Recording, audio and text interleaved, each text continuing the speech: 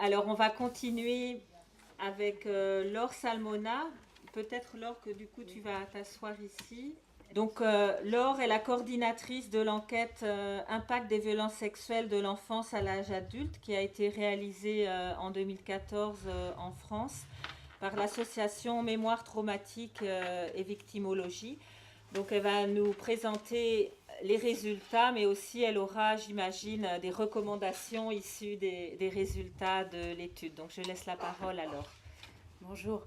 Oui, alors c'est dense, donc je vais peut-être pas voilà, parler de tout, mais je vais quand même essayer de faire un panorama sur cette enquête que nous avons faite donc l'année dernière, en 2015, auprès de 1214 victimes de violences sexuelles. C'était très important pour nous de recueillir la parole et le témoignage des victimes autour de leur parcours judiciaire, de leur parcours de soins, des violences qu'elles avaient subies. Parce que jusqu'ici, en tout cas en France, il n'y avait jamais eu d'enquête sur le parcours et les trajectoires des victimes où on interrogeait les victimes elles-mêmes, où on leur donnait la parole. Ce qui se passait, c'est que c'était des médecins, c'était des assistantes sociales, c'était des soignants qui retranscrivaient les dossiers de leurs patients. L'autre chose importante, c'est aussi que voilà, tout ce qui n'est pas connu, quantifié, quelque part n'existe pas. Les enquêtes, c'est extrêmement important pour pouvoir améliorer le soin, l'accompagnement des victimes, parce que ça permet de mettre au jour des faits réels et de comprendre quelles sont les problématiques en jeu et de pouvoir y remédier. Donc 1214 répondants, c'était une très très longue enquête. Quand on y répondait, ça prenait à peu près 4 heures. Donc imaginez que nous, petite association, on a réussi à avoir 1214 répondants. Et encore plus, sauf que voilà, quand on a fait le tri en méthodologie, on a dû retirer des réponses. Mais donc ça veut dire que pour les victimes, c'était extrêmement important. Parce qu'on leur laissait la parole, parce qu'il y avait beaucoup de questions ouvertes et qu'elles ont vraiment pu raconter et parler de ce qui leur était arrivé. Et elles le disaient à chaque fois à la fin de l'enquête, elles espéraient que ce témoignage allait pouvoir améliorer la prise en charge et qu'elles allaient aider toutes les autres victimes en répondant. Donc 95% de femmes âgées de 15 à 72 ans, beaucoup de précarité chez toutes ces victimes de violences sexuelles. Alors, la grande majorité des victimes, 68%, ont subi des viols parmi les violences sexuelles et 40% ont subi des incestes. Et un fait très marquant, c'est que 70% de ces victimes ont été victimes de violences sexuelles plusieurs fois de suite. Autre grand fait marquant, alors on le savait déjà un peu avec certaines enquêtes, notamment contexte de la sexualité en France en 2006, mais voilà, 81% des répondants ont subi les premières violences sexuelles avant 18 ans. 51%, donc 1 sur 2 avant l'âge de 11 ans, et 21% avant 6 ans. C'est énorme. C'est donc que les violences sexuelles touchent en majorité les enfants, puis retouchent les femmes ensuite, puisque voilà, c'est ça, on a été victime dans l'enfance et on va être victime, et revictime, et ainsi de suite. On verra les mécanismes, j'espère avoir le temps d'en parler. Donc voilà, je vais vous en parler, l'enquête contexte de la sexualité en France. Bon, alors, les agresseurs sont des hommes en grande majorité. Parfois, ce sont des femmes, mais c'est en général dans un cadre familial, quand les enfants sont petits. Plus intéressant, dans la moitié des cas, l'agresseur est un membre de la famille. Et ils sont même 70% à être des membres de la famille quand la victime avait moins de 6 ans. Et plus de 90% des agresseurs sont des proches, on n'est pas, c'est pas les inconnus, le mythe du violeur inconnu qui vous coince dans une ruelle avec une arme, c'est un mythe pour téléfilm. Ça arrive, mais c'est pas la majorité des cas. un quart des agresseurs étaient eux-mêmes mineurs au moment des faits. Donc ça, quand par exemple, un policier ou un médecin commence à dire « oui, mais non, mais ça, c'est des jeux d'enfants », non, ce ne sont pas des jeux d'enfants. Dans 60% des cas, ces agresseurs mineurs commettent des viols.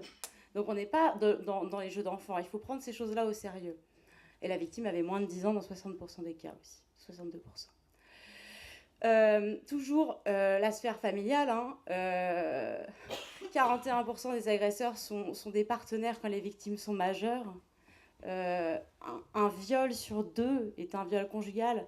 Et quand on sait que si 10% des victimes de viol portent plainte, en tout cas en France, c'est 2% des victimes de viols conjugaux qui portent plainte.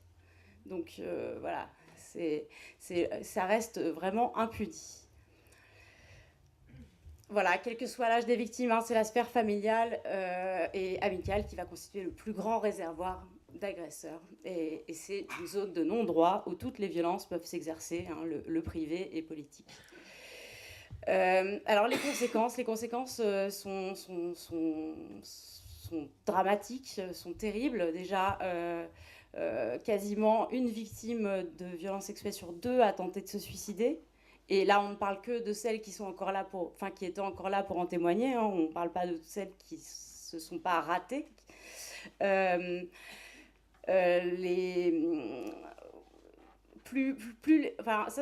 quelque chose qu'on a vu aussi, c'est que plus les violences sexuelles avaient eu lieu tôt, plus elles avaient été le fait de proches ou de personnes ayant autorité, et plus les conséquences étaient jugées comme lourdes et impactantes par les répondantes. 78% des victimes ont eu des idées suicidaires. Il y a également un impact important sur la qualité de vie. Alors, il y a un sentiment de solitude, il y a le fait de rompre avec sa famille, surtout dans les situations d'inceste, forcément. Souvent, la famille prend parti pour l'agresseur et non pour la victime. C'est la victime qui dérange, comme toujours. Et parce que l'agresseur, lui, est bien inséré et on fait passer la victime pour une folle.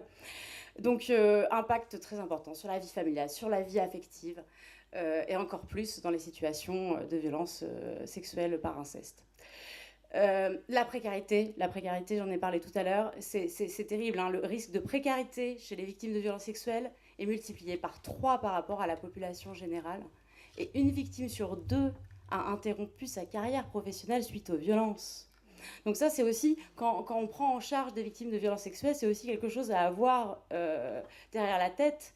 C'est que ce sont des personnes qui ont ensuite beaucoup de mal à travailler, à subvenir à leurs besoins, parce qu'elles ont toutes sortes de conséquences, justement, psychologiques qui les en empêchent. Elles ont traversé, près d'une sur 2, à traverser des périodes d'exclusion sociale. Voilà.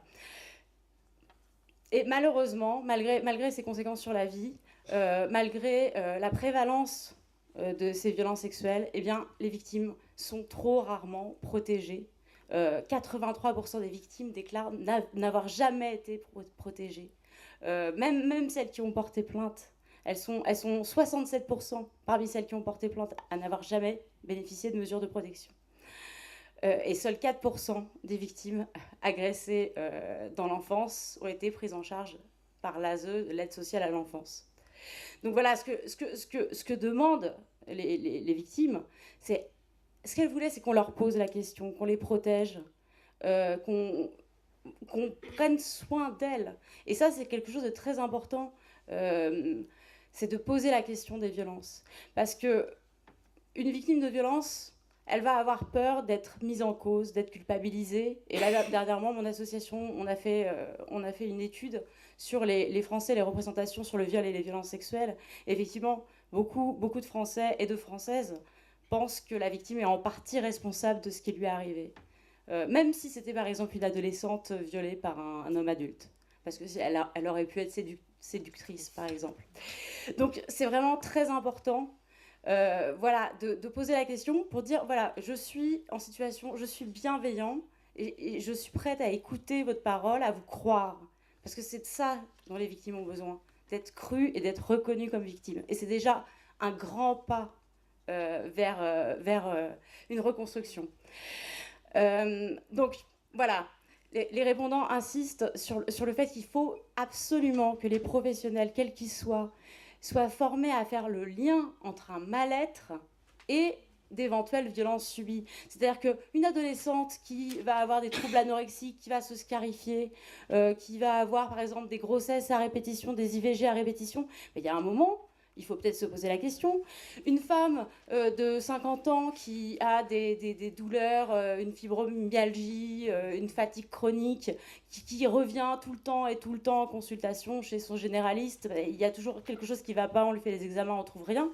Il faut se poser la question, est-ce qu'elle ne subirait pas ou est-ce qu'elle n'a pas subi des violences ?